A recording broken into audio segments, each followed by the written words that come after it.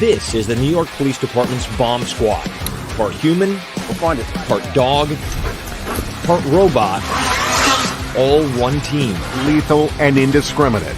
To disarm one is to save countless lives. NYPD Bomb Squad has given the all clear. One reason the members of the oldest and biggest bomb squad in the United States are unique. Bomb squad was able to safely remove a device. When you don't see them, the NYPD Bomb Squad is always watching for that unsuspecting threat. NYPD Bomb Squad racing in, then hauling away another suspicious package. Package has been properly identified. You're listening to Tales from the Boom Room, profiles of the NYPD's Arson Explosion, Bomb Squad. And back to the Boom Room for Volume 32 of this miniseries. And of course, that theme was created for Volume 20. And tonight, one of the co-creators and co-executive producers of said miniseries, I'll introduce him momentarily, and another returning guest joined me. If you haven't checked out the previous episode, we went back to the Best of the Bravest, and I think it was Volume 32, that miniseries. I'd never interviewed a FDNY dispatcher before, but that was my first time. And that was with Jim Raftery. He was an FDNY dispatcher for 25 years, 1997, until earlier this year. His last day on the job with the FDNY was that tragic Bronx fire, actually. So what a way to go out. But he had a really interesting run with them and was also a fireman in the town of Lake Carmel. So interesting guy to talk to. So Volume 32 of The Bravest to Volume 32 of Tales from the Boom Room. Tonight's a special edition, and I'll tell you why. Excuse me. December 21st, 1994, a relatively nondescript Winter's Wednesday in New York City, with everyone getting ready to say goodbye to 1994 and hello to 1995. It was a ho-hum morning commute for Fulton Street's 4 train, once again. That is until fiery chaos in the form of a fire bomb engulfed the street, sending riders and neighborhood residents alike into a panicked frenzy, amongst the many assigned to bring order to the scene and, more importantly, find the menace who did this in the first place. Are the men who join me tonight, and those men are Tales from the Boom Room co-executive producer and creator, retired NYPD Arson Explosion Squad Detective Bill Ryan, who returns once again to the Mike the New Haven podcast for Tales from the Boom Room. And for the first time in over a year, he has not been on the show in a while. It's good to have him back. Retired NYPD Bomb Squad Detective Dan McNally. Gentlemen, thank you for being here this evening. Thank you, Mike. My pleasure, Michael. Good to see you both again. So first, the call itself, December 21st, 1994. Like I said, it was a Wednesday, and this was a very interesting time, not just for this particular day. The day was quiet, like I said, but there was a lot going on in terms of counterterrorism that New York in particular was watching. And Danny, I'll start with you. Were you working when this happened? No, actually, that would have been I would have been working with Brian Toohey that day, but I had taken the day off. And so I had that day off and the following day off. But I was scheduled to work that day with Brian on this particular job. And, you said that there was a lot going on. And if I could just put this job in perspective. Please. Give me a minute. December 26, 1991, the Soviet Union collapsed. Prior to its collapse in 1990, terrorism that was sponsored by the Soviet Union in the United States took a dive. They stopped funding their active measures campaign here in the United States. So the terrorist organizations that they were funding stopped receiving funding, and a lot of our work went downhill after that. And then when they collapsed in 1991, we found ourselves in what would be considered deep peace. We didn't have a lot of terrorist incidences until February 26, 1993. During the first World Trade Center bombing. And that particular bombing was because we believed we were in a period of deep peace, really woke everybody up to this terrorism concept. Shortly after that bombing, there was a plot in New York City, and it's known as the New York City landmark bomb plot. And a series of landmarks in New York City from the same group that facilitated the first World Trade Center bombing, plotted to blow up a whole bunch of buildings, assassinate Mubarak when he was in New York, and go after New York State Assemblyman Dov Hikind. So because of this, and in June of 93, 8 of these suspects were arrested by the FBI, and their trial was supposed to begin in December of 93, but then it got postponed to January of 94. And we were in the midst of the trial when this particular incident was happening. And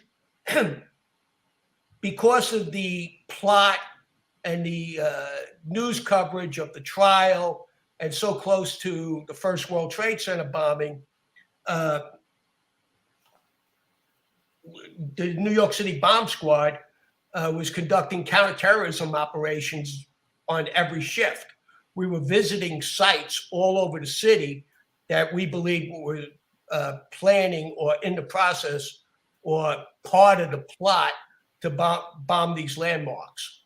And so when this incident happened, initially we thought it was part of that plot. And that's why it really did take a tremendous,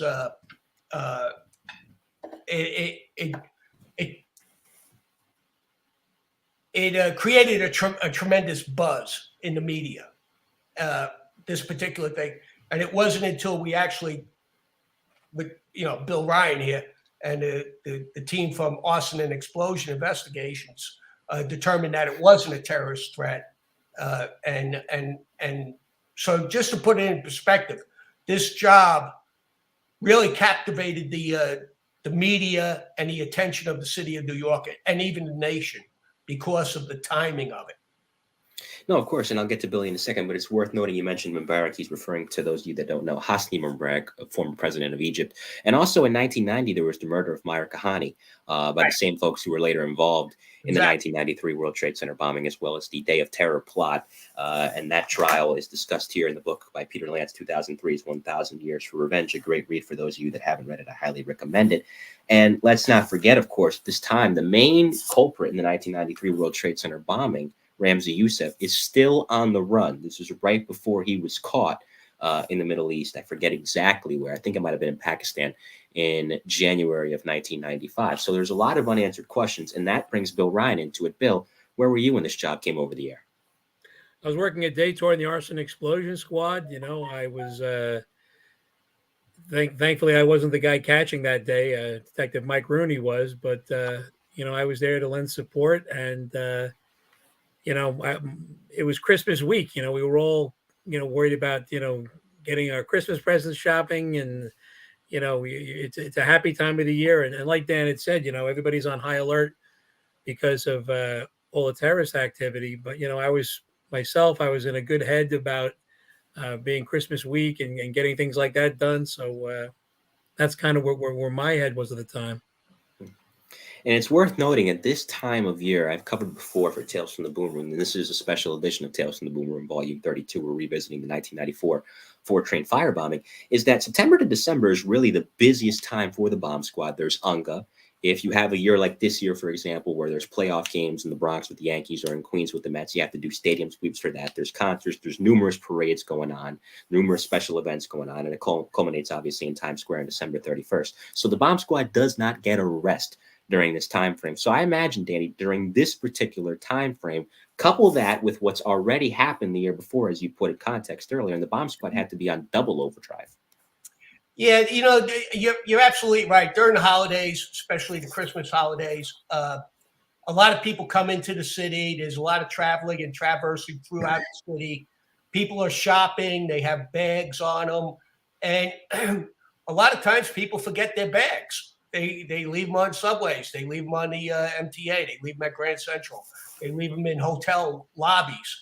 And because of the heightened threat at that time, the bomb squad was running on a lot of, suspicious packages, Right. So you get down there, Billy, and even though you weren't the catching detective, as you said, Mike Rooney was, you have a situation where you're immediately trying to gather any kind of information you can, and from whoever you can. And it's worth noting this is pre-merger. The New York City Housing Police, the New York City Transit Police had not yet merged with the NYPD. So the Transit Police had sent, obviously, patrol personnel, Detective Bureau personnel on their end, and their version of the emergency service unit, the Emergency Medical Rescue Unit, down to the scene. So you're having to contend with that. But before we even get to that, there's anything that any witness who was in the area, if not on the train itself, can tell you. What kind of information, if any, were you able to gather initially, Billy? Well, when I first got to the scene, it was a mess. You had multiple people that were injured. You actually had an off-duty police officer who was actually going to choir practice. He, in the middle of all the fire, he ran upstairs to the token booth, got a fire extinguisher, and he was putting fires out. And that's great, but all that also adds to your scene. How did that happen? Extensive damage and fires. Right now, the first thing you're trying to think about when you get there is trying to get people out of the scene, trying to help the people that are hurt. And I'm looking at this huge crime scene that we have. You've got you have to appreciate the entire train is a crime scene. The entire train platform is a crime scene, but it also all the way out of the train station. People are peeling off clothing and people are coming in. It's a very tough scene to manage. It's not like one scene where everything's happening and you've got all kinds of first responders coming in and passengers running out. So it's a lot of confusion. You've also got to make sure, as best you can, that you can try to preserve the scene so you can start doing an initial investigation. But I didn't think it was a bomb. I thought it was an incendiary device, just because we didn't see things that would look like an explosion, look more something consistent with an incendiary device. And we had a similar type of device happen about 2 weeks before this.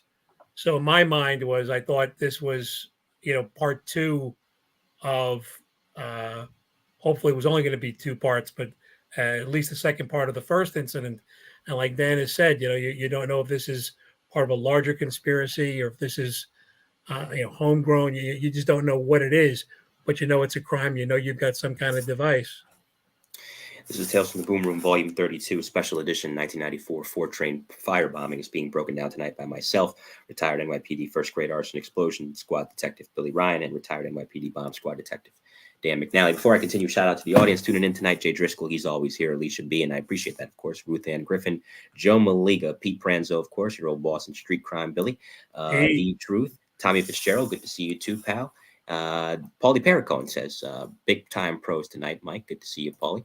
He's tuning in via LinkedIn. And Steve Stefanakis of 10 Truck, currently ESU, says, hey, Dan. So your old friend there, Steve Stefanakis, still going strong in 10 Hello, Alicia B. Hello, Alicia B. She's always here as well, big time supporter of this show. Now, I have a picture here, and you guys can provide commentary. Danny, I'll start with you, of the scene itself. This is the aftermath of the explosion. What are we looking at here? What can you tell us, Dan? Well, it looks like a lot of clothing. Actually, that's a really good photograph of the crime scene. It looks like some Christmas packaging type of stuff. It looks like I don't know. I have no idea.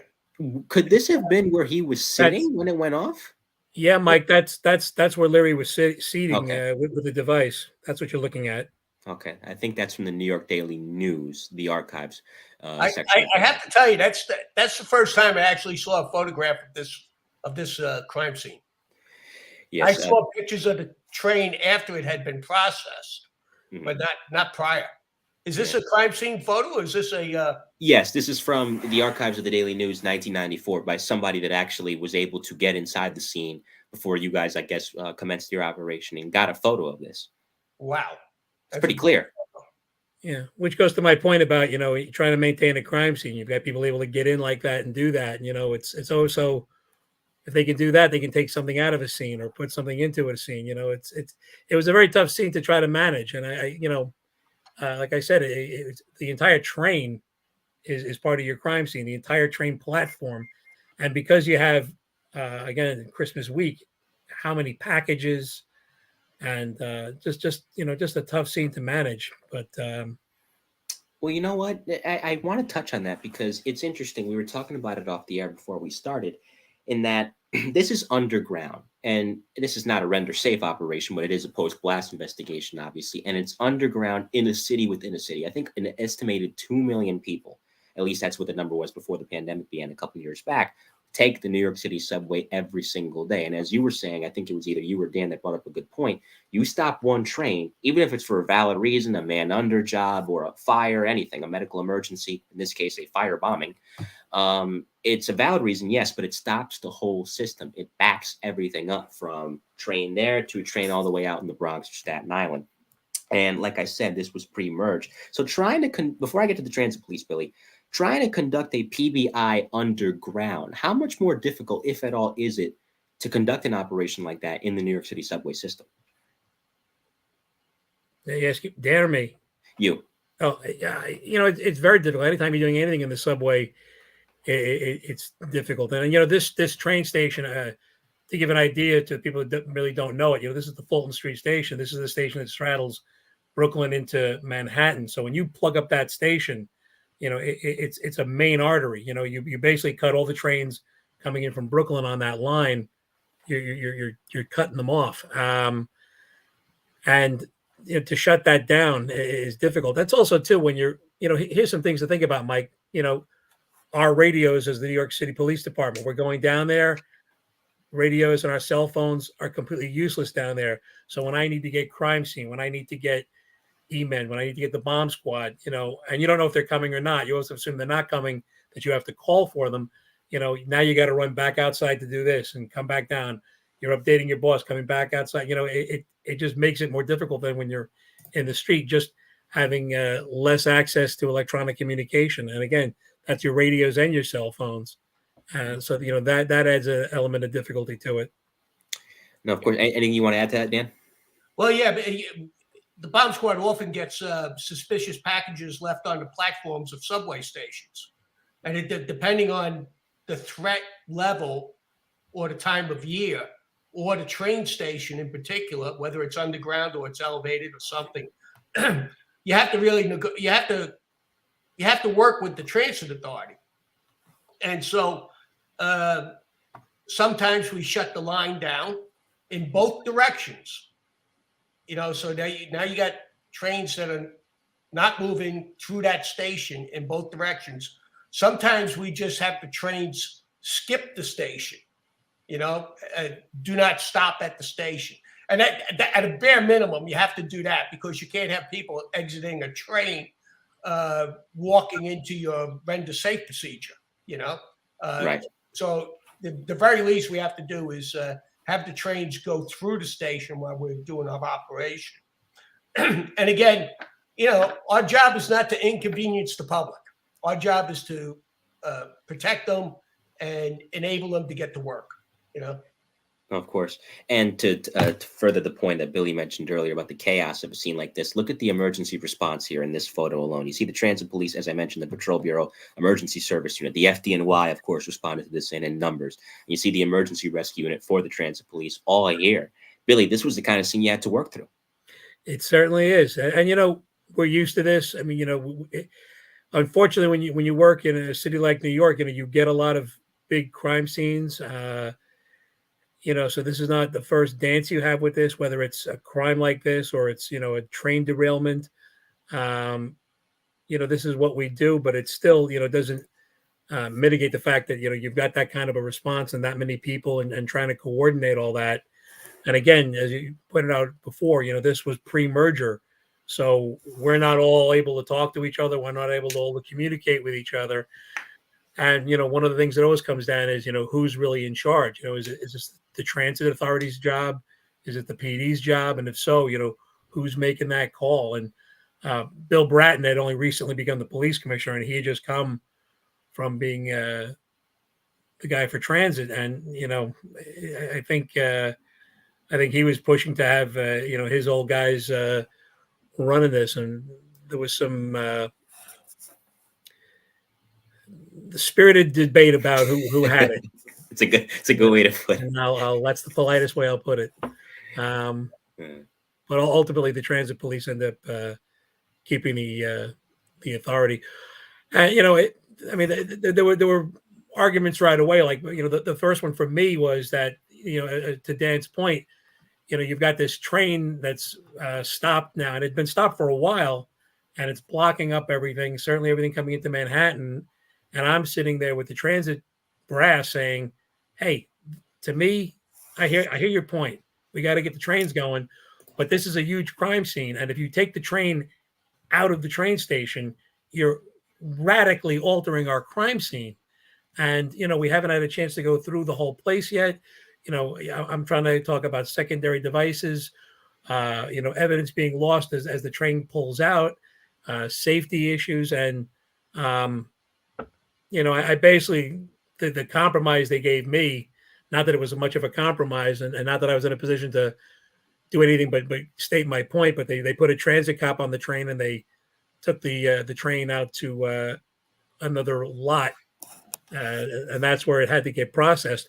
So now that's out of the train station, but we still have the platform where we've got the packages, the burnt clothing. It's just a messy. We've talked about this on another broadcast that you and I've had, Mike, where you can have multiple crime scenes at one crime incident. And that's what you create now. Right. Now you've got the crime scene of the platform of the train station. You have the crime scene of the train that went to the station, but you also, especially when you have a case where you have an explosive or an incendiary device, all the people that are there, they're kind of walking crime scenes, because parts of devices can be embedded in them personally or in their documents or clothing. So, you've got a lot going on, a lot of crime scenes, a lot of stuff to manage. I have a couple questions in the chat. As far as to your point earlier about the radios, there was always the joke about transit's radios. They were never really that functional underground. Alicia B wants to know, no repeaters in the subway? No, there are. Okay. There But are. there's transit radios. Right. Yeah. But that doesn't help me as a New York City cop trying to talk. Exactly. I can't talk to the transit cop on the radio, Right. and they can't talk to me. And the repeaters only work for their own radio, so they can only talk to each other. Right. Right. You have to get underneath a grate. Like if for my radio to work in the subway, you have to hope that there's a grate above you so that the signal can get out. Go through, yeah. Hole. Could you go back to the photo of the response to that job? Yeah, I'm going to go back to that right now, and I got another question from a detective in the chat, and I'll get to it momentarily. But here's the photo. Yeah, you see, not only are we tying up the subway, now we're tying up the streets, and during the first World Trade Center bombing, the commander of the bomb squad, Walter Boza, had a photograph of the response to the first World Trade Center bombing, and it was packed with vehicles just like this. And his question was, what if there was a secondary device? True. What if there was a device to talk? Exactly correct. Yep, that's the photo. And we learned a lot since that. This is 26 years ago, 27 years ago. So we really have learned a lot about incident response and control and security for our own people at these scenes. Right. I'm going to pull up the photo now on my end. You saw it on Billy's end. Let me just share the screen momentarily. To your point, that's a good thing because at this point, it's clear now, all these years later, but you don't know who's responsible for this and what the plans are. And this is the photo once again for 1993. That's gridlock. And it was like that. I think I remember Kevin Barry telling me it was like this for weeks after. Weeks, yeah. Yeah. Took But a while. that was a big job. I mean, Right. you needed all them people there. Right. When you have something like this, you have people showing up and they really don't have a function. So there should be somebody on the site saying, we got it, back to patrol or back to where you have to go, Exactly. And so that you have room to operate and do your job. We have a question here from Eric Freeze, retired NYPD detective. He wants to know, this is a question for you, Dan. Hey, Dan, how are you? It's always a learning experience listening to you. Did you have military training before being assigned to your unit, or did you learn your skills from training in the bomb squad? I was a combat engineer prior to the bomb squad. I worked with explosives in the Army. Yeah. And then, of course, you got to the bomb squad in 1987, I believe, and that ended up being a great 17-year run for you. Like I said, it's Tales from the Boom Room Special Edition. I want to cite now the Washington Post edition, December 22nd, the day after this in 1994. Before I do, I had the same issues as Tommy Fitzgerald, the 7-9 back in 1994. I'm like, yeah, those transit radios are certainly not missed. That's one of the things about the merger, that even if you feel it was a hostile takeover, you have to agree at least the radios got somewhat better, and you had a fighting chance with those. But this from the December 22nd, 1994 edition of the Washington Post. A firebomb ignited early this afternoon. It was in the morning, so that's not correct. Inside a crowded downtown Manhattan subway car, critically injuring 4 people and sending scores of panicked and dazed commuters streaming into the streets of the city's financial district. Police said the device appeared to have been a small glass jar filled with gasoline or kerosene carried inside a knapsack on a passenger's lap that exploded as the Brooklyn-bound train pulled into Manhattan's Fulton Street station. It ignited a ball of flame that ripped through the last car of the train, burning many of its 50 passengers and causing them and hundreds of others parts of the train to flee. Other victims fell to the thick, acrid smoke that quickly engulfed the car. A problem with these seen smoke inhalation, not necessarily the burns, the flames itself. One teenage girl, according to eyewitnesses, literally burst into flames. Her jacket caught fire and the flames just jumped all over. Bennett Fishstall, a passenger in an adjoining car, told reporters at the scene it was just a wall of flame and the girl fell to the ground. She was rolling and people were rushing to her, trying to put out the flames with their jackets. Before I get into an interesting case that happened before this incident involving Mr. Leary, who we'll get to a little bit later, as far as the device itself, it was very crudely constructed. It didn't do the full damage of what it could have done, and we're thankful for that. But nevertheless, as far as the construction of this device that Leary put together, again, I say it was pretty crudely put together. Dan, what can you tell us about it? Well, not much. It was 2 mayonnaise jars filled with some kind of flammable liquid. We believe it was gasoline. People said he smelled like gasoline. I don't know what the initiator was. Bill, do you know what the initiator was? I from what I remember of it, I mean, obviously, I only know it from reading reports, having not handled it. But I know it was a mayonnaise jar, and I think they had the really light wires they had, like from Christmas tree lighting, and I think he had some kind of crude battery as a power source. But right. So there was no explosive involved. What he had was like some kind of initiation to ignite the gasoline. And from what I understand, he was in the process of moving one jar from one bag to another or something, and the circuit closed, and the bridge wire ignited the gasoline. And that was all she wrote. That's all she wrote. Right. And literally almost 50 people. We don't want to get too far into that, because. Right. No, bad guys listen to podcasts too, so you don't want that. And I understand that completely. But there was another incident, and we talked about this off the air, Billy. We can get into it on the air now, where there had been a similar situation where a firebomb to a significantly lesser capacity had also gone off on a separate subway platform. And initially, transit detectives thought that it was the work of a teenage girl, but that was not the case. Why don't you tell us about that incident and your recollection of that?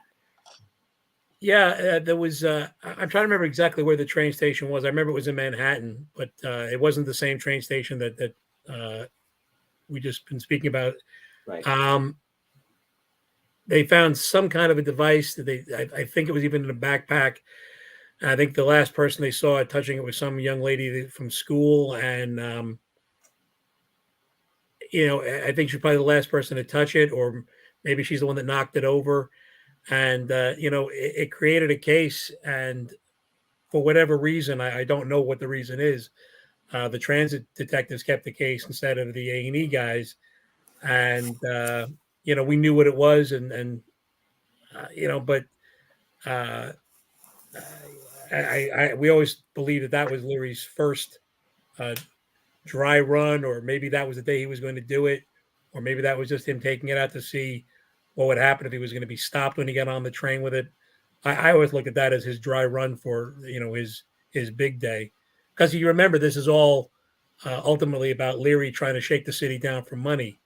He was doing this to create, much like the famous George Matetsky, the famous mad bomber. He was trying to shake the city down for some money.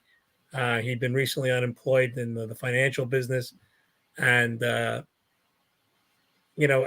for whatever reason, the device didn't end up hurting people or creating a lot of damage. So I think it was kind of looked at as maybe like a criminal mischief type of a thing, or kids pranking. Unfortunately, it was treated, less seriously than it probably deserved to be. But in hindsight, 2020, that wasn't probably the best idea. Yeah, I think. Go ahead, Dan. Just going back to the device itself, I read reports where people smelled gasoline in the car, and they saw this guy in the car.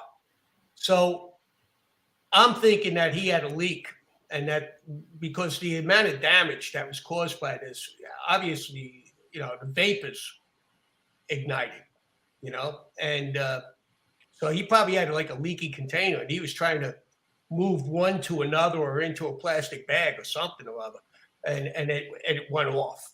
And Dan, this is not a sophisticated guy. This is a guy whose background is really in the world of finance. So how security do you have on the lids? How well did he handle this? This was a guy, I guess, the expression, a little bit of information is a dangerous thing. I think he learned enough to put it together, but didn't, enough of a craftsman. Yeah. Looking at that first photograph, that's a significant event. And I could understand why so many people were injured, It's a compact space. And to give a little background on Leary, as you said, background in the financial world, he was a computer engineer. So here's a guy that understands just a little bit, just enough of how to put things together, given he was mechanically inclined with computers, to maybe try to parlay that into these skills. But like we covered earlier, thankfully, he was no Ramsey Youssef. He did not calculate this as nearly correctly as he could have. And even then, that's the scary part, right? Even though he built this so poorly, he was still able to injure basically 50 people. Yeah. This is volume 32 of Tales from the Boom Room, Profiles of the NYPD's Arson Explosion and Bomb Squad, a special edition as we revisit the 1994 four-train bombing. Now, I'm going to get to the manhunt for Leary in a second. I'll go back to you in a second, Billy, for that. But, you provided great context earlier, Dan, about terrorism and the threats that were facing New York City at the time. And, of course, as I mentioned, this book right here lends further credence to that theory and what was going on, not just, of course, in New York, but nationwide. I haven't gotten to that part yet. I need to, so don't spoil it for me, because I'm on chapter 35. I can't put it down. It's a terrific book. Here's a hint. I live. Of course. Oh, yes, you are here tonight, so that would lend further credence to that hint. But as far as ruling out terrorism, Dan, what was the bomb squad's role in doing that? Were there any indicators right away that said, okay, yeah, this is not the work of somebody of a member of a given cell or organization, or just a lone wolf who loves these organizations and agrees with their ideology? Yeah, well, we analyze and study all the bomb makers and their craft. And so there's a certain sophistication that is expected from a terrorist. So because they're radicalized, they're trained, they have a mission, and they're skilled. Most of them are skilled. This was not that type of device. And like a real terrorist organization could get their hands on explosives and initiators, which the average person can't get. So when you see something made out of a mayonnaise jar and some batteries and stuff, it's not up to the level of a terrorist cell. What's the sad part about this is, besides the people that got injured, how dare he waste a perfectly good jar of mayonnaise? I mean, the nerve of him. That should be a federal crime. He should be tried in The Hague for that. To waste a perfectly good jar of Hellmann's. I can't believe that. Yeah. When I came into the office, I think that, I remember reading the case file on the bomb squad side, and just to make everything, perfectly clear, we don't see what A&E is doing, because they're really working the case. They're working the witnesses. They're collecting a lot of evidence. What we collect is the bomb. We collect the bomb, right? And then we have to give our expert analysis as to what the function of the bomb was, or the function of the device, and how it relates to what happened. And that's pretty much the extent of what the bomb squad does. Like I always say, Mike, they do the what, we do the who. Right. Exactly. Because you know what? The motivation, we work together. Right. Absolutely. We work very close together. But the motivation for this particular device of the day of the incident eluded us. We in the bomb squad did not know what his motivation was at that time. And that's the scariest thing, at least for a couple of days before he was caught. And the thing about it is that, for those of you that don't know, the bomb squad in New York City, it's not that they're incapable of doing investigations. They're detectives, but they're detective specialists. The same way you would think of an emergency service cop as a detective specialist. Same thing with the bomb squad guys, because even though a detective normally investigates, their job is a specific function. In this case, obviously rendering safe potential explosive devices. And the bomb squad has to be on call 24/7. So they can't be like, Jerry Orbach as Lenny Briscoe in Law and Order canvassing the streets, because if a call comes over the air for a suspicious package and you have a bomb tech unavailable because he's going out knocking on doors, finding people and trying to get leads, well, time is of the essence in the bomb squad and that device could go off. So instead of investigating it themselves, at least before 9/11, they would hand off these cases to the Arson Explosion Squad, which would do the who, which leads to this manhunt. You're trying to trace this guy down. You're trying to figure out his background, Billy. What were the hints that helped break this case? And for the first time, when did you hear the name Ed Leary? From Detective Billy Mondor from the Arson Explosion Squad. Bill Leary was taken from the scene because he was the most severely burned of all the people at the scene, which gave us a really good idea that he's either the person that was carrying a device or he was the person possibly closest to the device. So you've got the guy that's either the bad guy or he's probably a really good witness to see what happened before it. And Bill went to the Cornell burn unit in Manhattan, and he went there. He saw Leary. He saw the damage he had, the types of burns he had, and these were all indications that he was obviously, number one, he was in the train station. Two is that he was obviously close to the device. And I think, I wasn't with Bill when he did the interview. I was at the scene, but essentially, the guy said, this is my name, this is where I live, and he was giving Bill some kind of story. And, the story started unfolding and unraveling. But once we had his name, once you have the guy's name and his date of birth and his addresses, now you can start putting things together about the guy. You start running them about him. What's his background? Has he been arrested? Where does he live? All right, this guy's a suspect now. So now we need to find out what cars, if any, does he have? Because he could have devices there.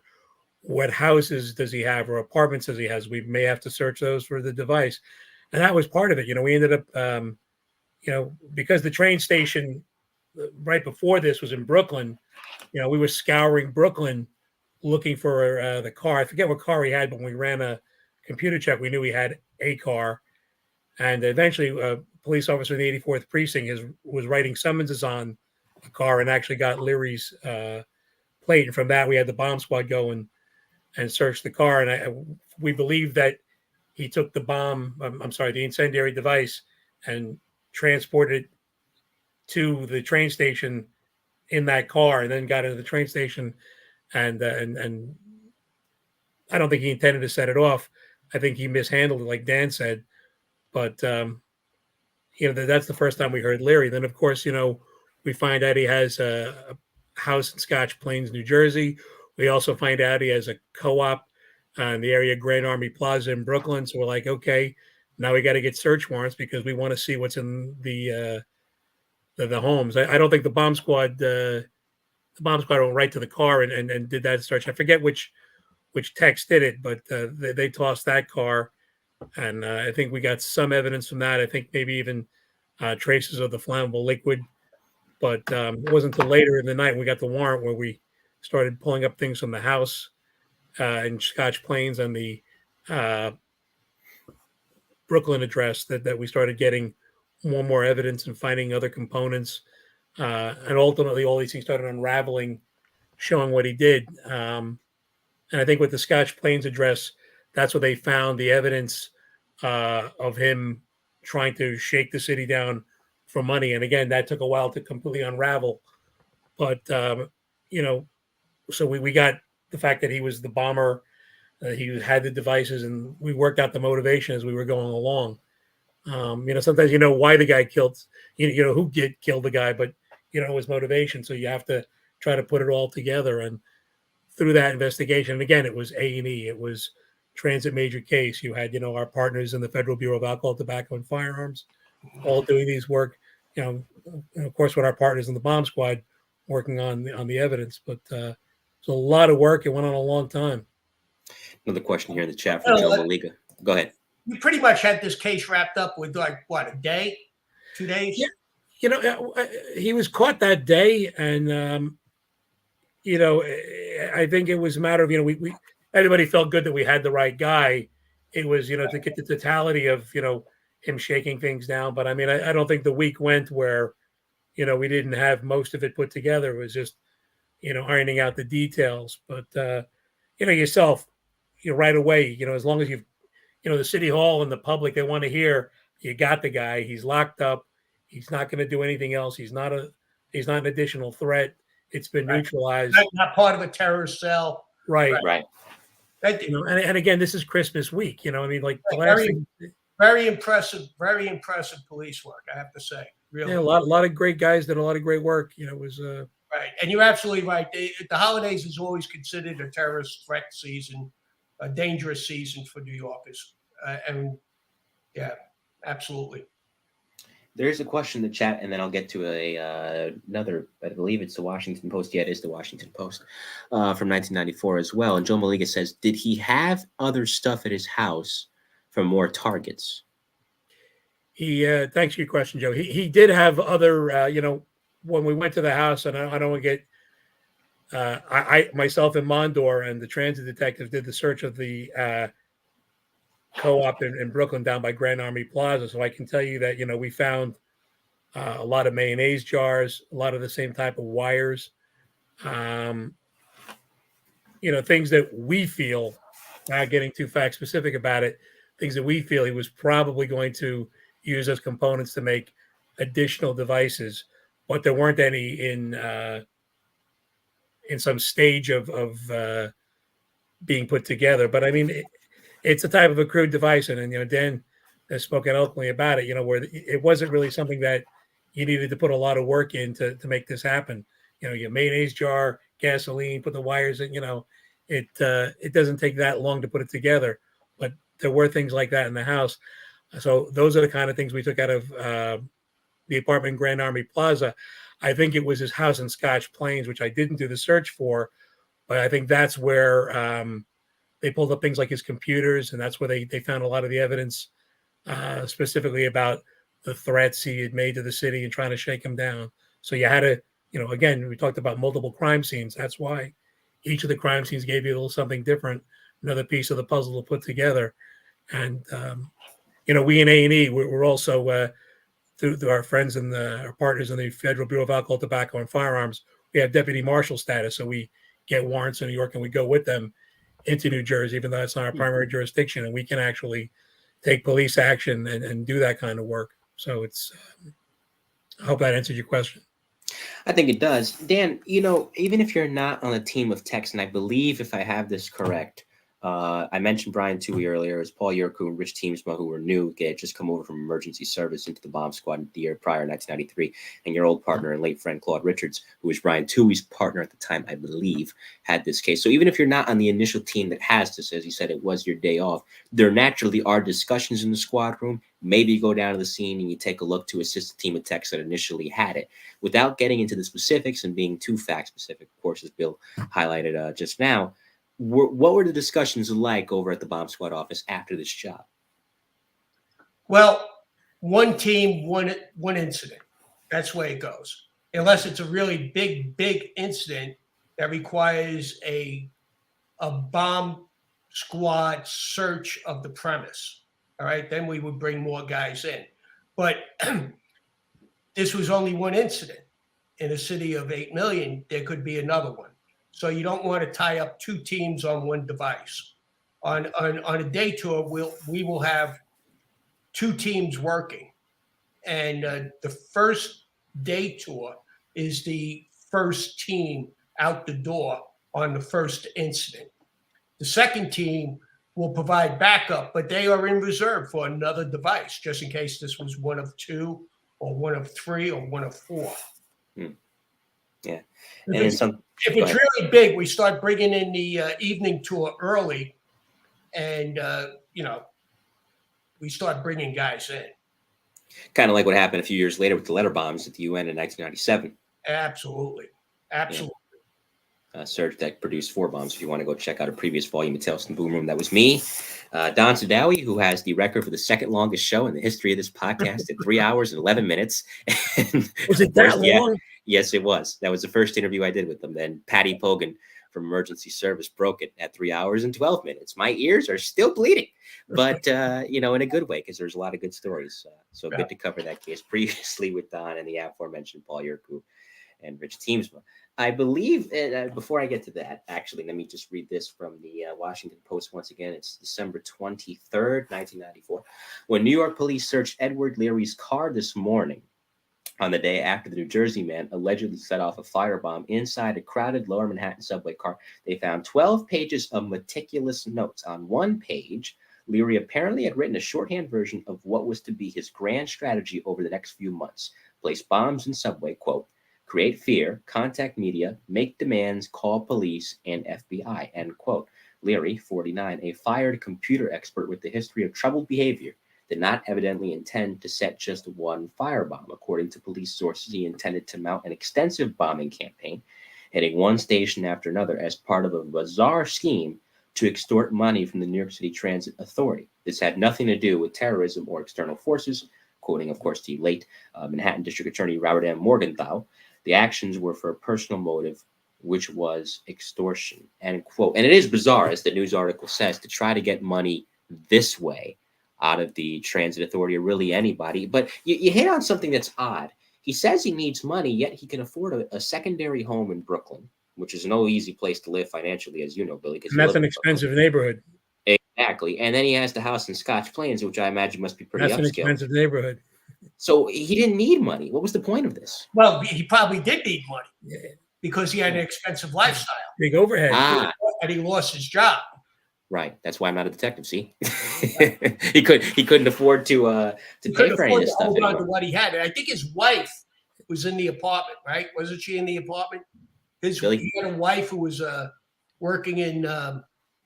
Thought she was a nurse or something. You know what? I know he had a wife. I don't remember that. Yeah. I don't want to. In fact, I think he was going to the apartment in Brooklyn when the device went off on the 4 train. If I remember correctly. Yeah. Did anybody? I know Billy Mondor apprehended him, but were there any interviews with survivors at the hospitals nearby after this? Of course. We interviewed everybody that was on the train. What did you see? What did you hear? That's why, like Dan had brought up, where several passengers had spoken about they smelled gasoline. You have to talk to everybody. First off, you've got to interview everybody to find out who they are because they're injured. You have to make sure you get a hold of their families. You've got to account for everybody that's there. You've also got to make sure that, is anybody else there? Were they an accomplice? Hey, is there a tie to Leary to, this guy that was hurt? So, just the way Leary was probably initially when the responders came there and took him to the hospital, he's just being looked at as a guy who was injured in the fire. It's later on that you put it together and you realize he's the bad guy. We used to get guys that would blow themselves up making devices. That was, what we kind of snarkily referred to in A&E as the A&E ground ball, the guy that was blown up, that's our guy, Right. I think we had 2 of them on, one on the subway, in fact. Remember him up by Central Was Park? this night? Phil Brown had Eddie Hayes at that job, right? Phil Brown did have that job. Yeah, he was with Eddie Hayes. That was in 1988. That guy had 2 devices on him because he was going to hug somebody. One went off on his body. Yep. And he caught fire. And right. There was a police officer on the train station who put him out, who ran over there and put the guy out, right? And while he was in the process of putting him out, he felt the second pipe bomb. And then he called the bomb squad. Phil Brown. I was working that night. We were their backup. Yeah. Yep, Phil. I remember Eddie Hayes telling me that story when he was on the show back in the spring because I think how that went. That guy, he was going to hug somebody to set it off. That was supposed to ignite it, but he contacted the rail on his way down somehow. He went through the turnstile and he had contacts on his fingers. Ah, okay, that's so what set it off. When he hit the turnstile, he closed the circuit. Right. Or something like that. I don't mean to laugh, but I remember Franco Baraducci, who was a transit rescue cop who, with the merger, went out to Ford Truck in the Bronx Emergency Service, telling me that everybody was walking around, this is before the second device was discovered, kind of milling about the crime scene, and somebody shouted out, did anybody bother to check for a secondary device? And you could hear a pin drop after he said that. You'd be surprised how often that happens. That happens a lot, Mike. Everyone thinks, it's like Cop 101 stuff. When you're searching a suspect and you find a weapon on him, never assume that that's the only weapon he has. You keep continuing your search and do it methodically. Same thing with a bomb scene. Exactly. And as Dan talked about how, some terrorist groups, they set a device off to bring the first responders in and get a concentration of them. And that's what the second device is, to knock out the responding cops and firemen. And it's a lot of times it gets forgotten in the heat of the rescues and the response. Right. I will say the bomb squad goes into overdrive on something like this because naturally, and Danny, you saw this obviously after 1993, you saw it after 9/11. Everybody's looking around. That's a bomb. That's a bomb. That's a bomb. That's a bomb. There's a paranoia that induces the city for a while, and it takes a while for that paranoia to die down.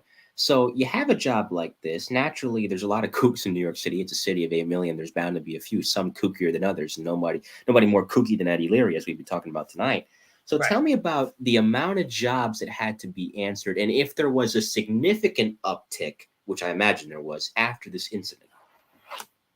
Well, we still had the Landmarks bomb plot that we were operating on.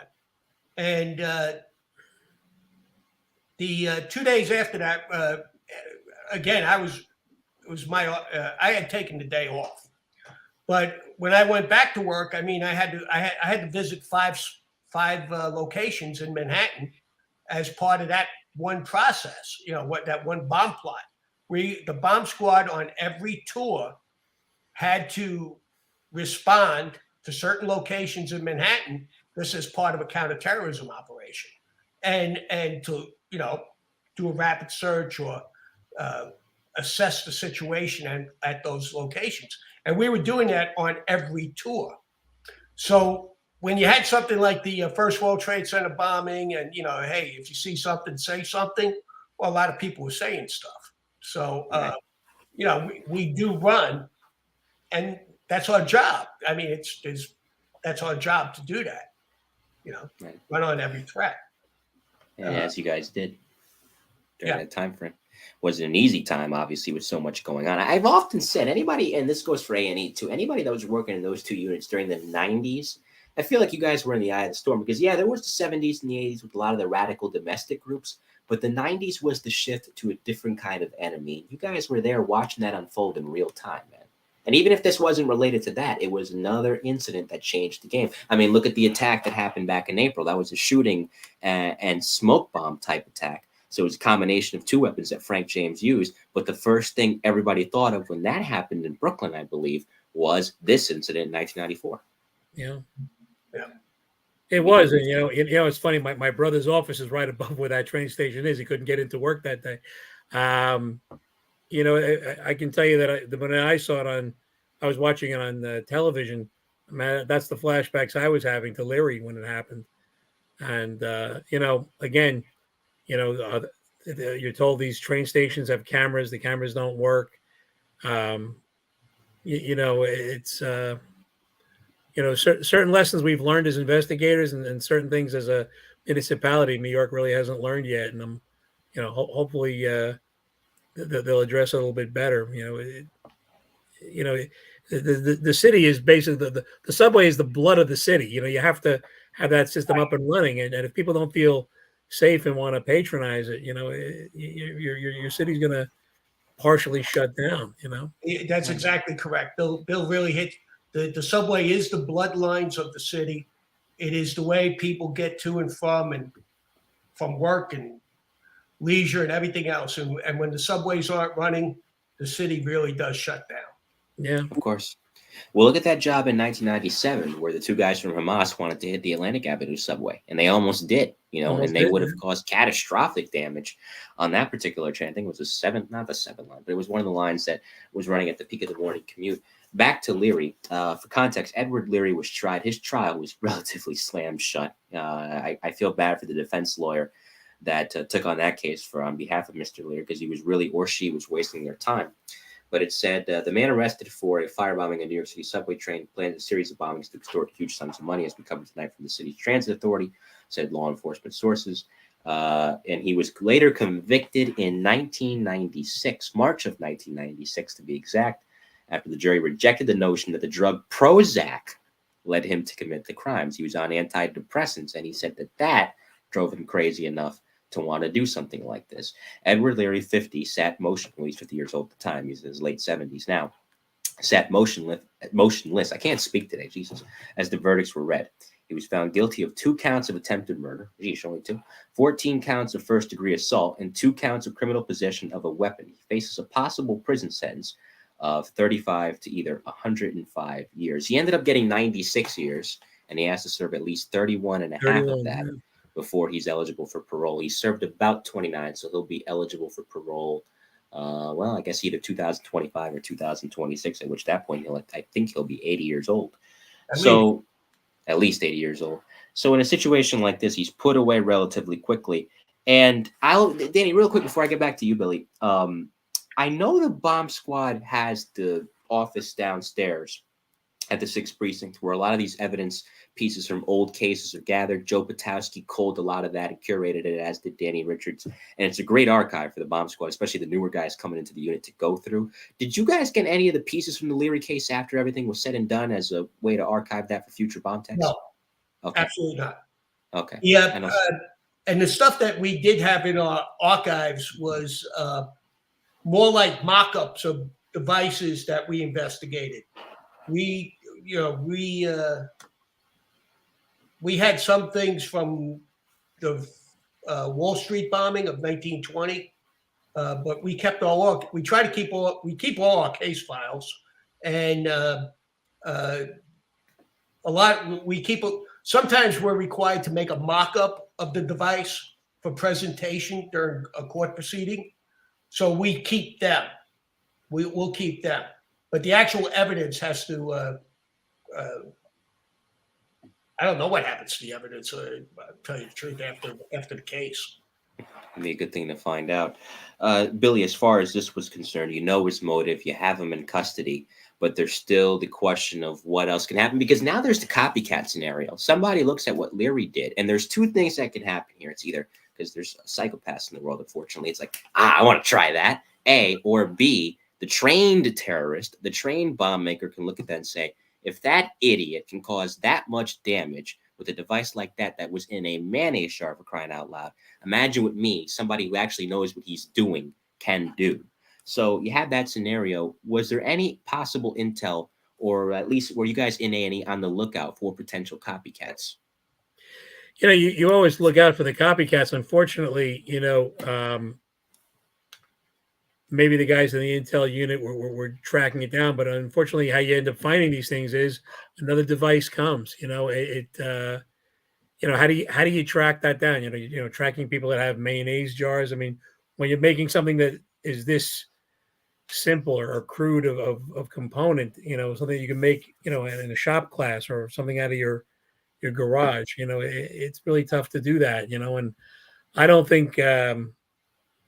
There was a lot of like the way the feds do, keep internet chatter and things like that. There's only so much we can do. Most of our job in A&E is to investigate these things when it happens. We're not really doing the intelligence gathering, looking to see if this is going to happen. We depend on that more from people like in the federal government or maybe the intel division. But we're so busy handling the devices that happen, or the devices that are found. There are occasions where we'll develop intel, like, we had a case where an informant working with detectives in Brooklyn Narcotics found a guy who was working with a guy in Brooklyn who was going to make chemical explosives for him. And, through that intel, we took a case and we worked it with ATF, and we locked him up and we did a controlled delivery of the chemicals. But for the most part, we're handling, the aftermath of a of a crime. Assistant District Attorney, you wanted to add something, Dan? Well, Bill's right. I mean, but you do have the JTTF in New York City, Joint Terrorism Task Force, and the very large intelligence division of the NYPD. But they were spun up, not for this particular incident. They were spun up prior for the bombings of New York City landmarks. And this was an ongoing threat. So if they did have their ear to the ground, they were listening for peripherals around that particular threat by a known terrorist group. This guy was a lone wolf. He just slipped in. And Right. like Bill said, he came out of nowhere. Well, let me stay on you for a second, because it's a good point you bring up, because I think the focus was on extreme members of the Islamic community at the time. That it was perfect timing for a guy like Leary to slip in there, as you said, and do something like this, because he's the last guy that you would suspect. And obviously he's not a terrorist. He's a really bad extortionist at that. So I will say, just as an aside, you, in addition, as I covered when the first time you were on the show last year, in addition to being a detective with the NYPD bomb squad for many years, you were a special agent with the Air Force Office of Special Investigations. Did they at least, and if this is classified, don't tell me, it's fine. Did they at least ask you, hey, Danny, what's up with this, before they knew who it was and what he was about? What, OSI? Yeah. No, I was still a combat engineer at that time. Okay, so this is pre-OSI. All right. So never mind. That nullifies that question. But the Air Force Office of Special Investigations does have an office in New York, mm-hmm. and they do have liaison with the NYPD. Mm-hmm. This particular bombing or this particular incident did not have a direct effect on DOD, Department of Defense, or any DOD assets. So the Air Force Office of Special Investigations would not get involved, nor would CID or anything like that, because it did not have an impact on any Department of Defense assets. Having said that, again, everybody was looking for the extremist coming out of the Middle East. Everybody was looking for radicalization in a certain community of New York, and they definitely had their ear to the ground. There was a real threat against the Lincoln and Holland Tunnel, the George Washington Bridge, the UN Plaza Hotel, the St. Regis Hotel, Times Square. I mean, you pick it. At one time, I think the target list got up to 11. And so we were canvassing these areas, except for the Lincoln, Holland, and George Washington Bridge. Our partners in the Port Authority Police did an outstanding counterterrorism operation to protect them assets.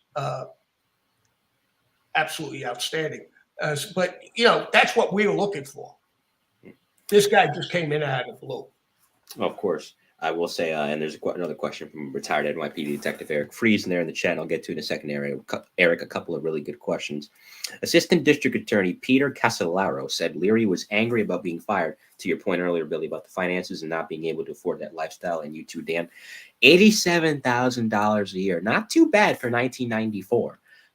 It was an $87,000 a year job, and he was depressed over the deaths of several relatives and his adopted son's learning disabilities. He needed cash because of mortgages on properties in New Jersey and Brooklyn and other expenses. So that was an interesting thing that you brought up. Of course, he had the money in the past tense. He lost the money, and money will make you do desperate things, unfortunately. And that desperate thing resulted in a firebombing that changed the lives of both of him, his family, and obviously all the people that were on the train. Perfect strangers that are forever linked by this incident. The question that comes in, because think about it, he was able to put this together pretty easily, even if it was crudely conceived and ultimately implemented. I mean, these are regular items that you can get in any given store. It's over the counter. It's nothing special, nothing specific. It's not like you ordered dynamite. And that leads me to the question from Detective Fries.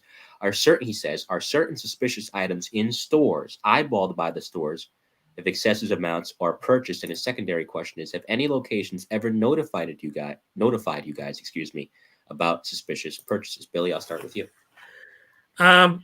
It's an excellent question. Thank you for your question. I can tell you this: if they are notifying them, that they weren't notifying A&E, you got to realize A&E is a tiny, tiny unit.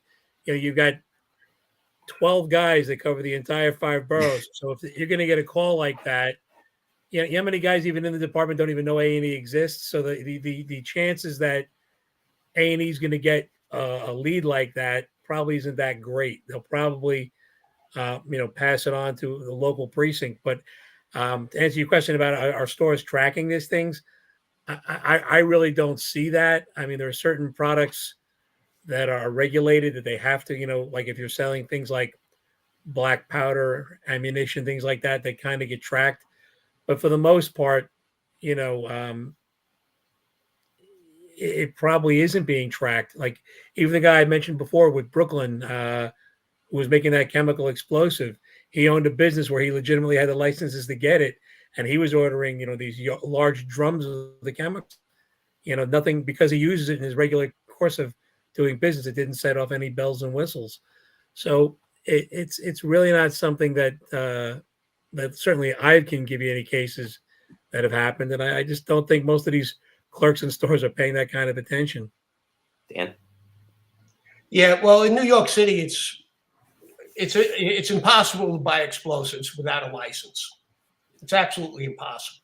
And whenever explosives go missing from a construction site, it's reported, and then we get a notice of that report. All right, and in some of our investigations, we do recover blasting caps that were stolen from one construction site or another. And the ATF tracks all of that, and along with the FBI, JTTF, they're partnered with the ATF. So whenever explosives are stolen or go missing, we're notified, and we just hope they show up someplace else. It's funny, Dan, when you talk about like missing or explode. One of the things that used to frustrate us all the time in A&E, and I'm sure the bomb squad is, you'd have hand grenades that were, legitimate hand grenades that guys would get as more times than not, on weekend warrior work, things like National Guard, and these things would show up in cases, and you'd call the military and go, "Are you missing any of these things? Are you missing explosives? Are you missing C4?" And you always get a resounding no, and yet we're finding them here in the streets in New York. I mean, we had a case. This was Detective John Faust. We had a guy that had several bars of C4 that he purchased from Fort Bragg from one of the supply sergeants, and it was you call the Army. Are you missing this? No, we're not missing it. But when we did the investigation with ATF, we found out that he was stealing it there, and it was actually a trial for the sergeant who was supplying this stuff. His house was like an Army Navy store. Everything you needed, whatever you need, he had, including C4. So Well, you see, that's the problem whenever you do training with explosives. If I do a 500-pound explosive shot, who's to say there's 500 pounds or 450? Yeah. The thing that we have to track is blasting caps, keep accountability of blasting caps. And when you talk about hand grenades, that's an issue. They are small. They're pocketable. People have to be, whenever, in any hand grenade range operation that I've been a part of, we are physically searched before we leave the range, just to make sure that guys don't bring anything home. And we have really tremendous oversight.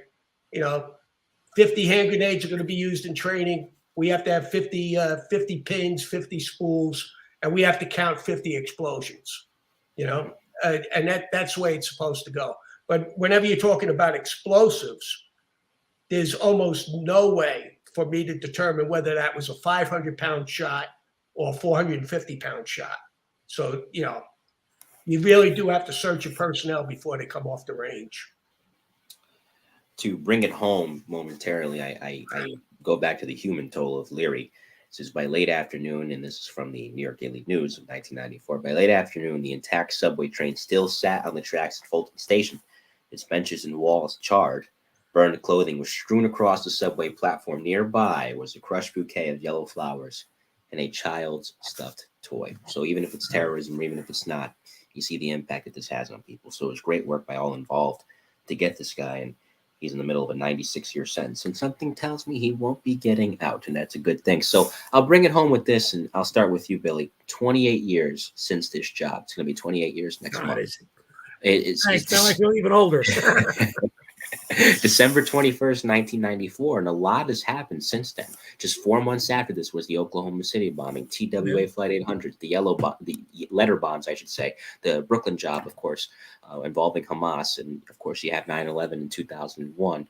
So when you look back at this job 28 years later, a little blip on the radar compared to everything else that happened. Billy, I'll start with you. What are your reflections all these years later? Well, as I spoke about briefly, Mike, the flashback of the attack in Brooklyn on 4th Avenue and 38th Street, recently, if the case was in the back of my head, it's certainly in the forefront of it now. And, I still think that, the transit system is vulnerable, and I'm not trying to create fear, but I mean, I would hope that the city and the transit authority is putting more resources into doing things like checking and having better cameras. And, it's always the thing where things happen and they say, oh, the cameras aren't working. Why aren't they working? What kind of maintenance is going on? I think it's important. I think they need to increase the members of the NYPD that are on the trains. We talked about how it's the lifeblood, and I'm glad to say that now, of course, because the jobs are combined, there is no transit police and housing police. There's only the one police department. I think probably things like this would be done a little bit more efficiently now that we're all under one banner and one team. Because I mean, the reality, Mike, is there is a lot of fiefdoms and there's a lot of in-house fighting with these things, and like most good detectives, we're a bit pushy and we're a bit ego-wise, and it doesn't really help get it done sometimes. So I'm glad he's still in jail. I hope he spends every single day of his sentence in jail. I hate to see him die early. I want him to spend every minute in jail, because the people that he hurt, are probably still suffering from the burns and the trauma of what they went through. So,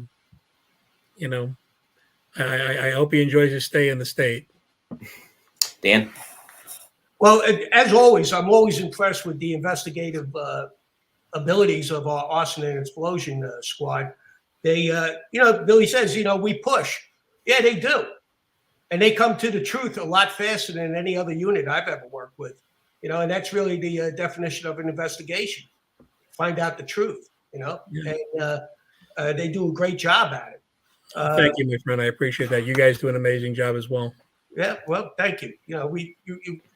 As I move further and further away from retirement, and I watch other agencies, I just marvel about how quickly we're able to do our jobs and how well we did them when we had to do them.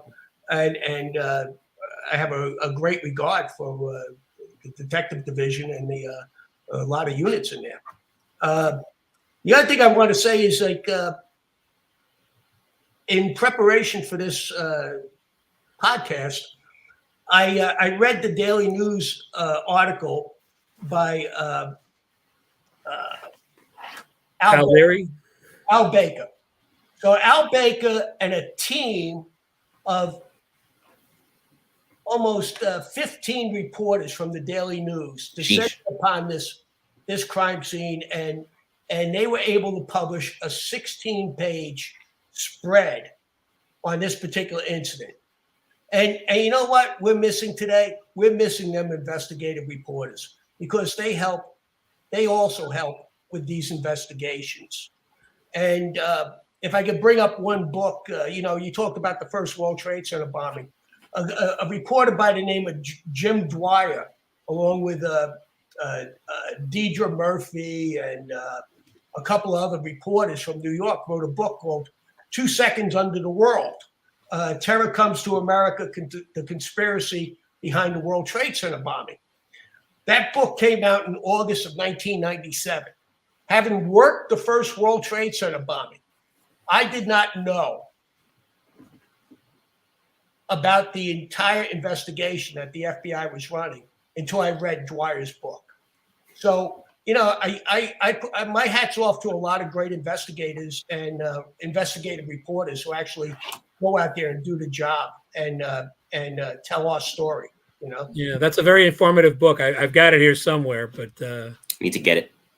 I need to read it. Yeah, great book. But again, and you know what? I miss the newspapers. I miss guys like John Miller going out there and like asking questions that we might have missed, and you know, working with us. Because I think we're all one big team. I hope that we're all working on the same side. You know.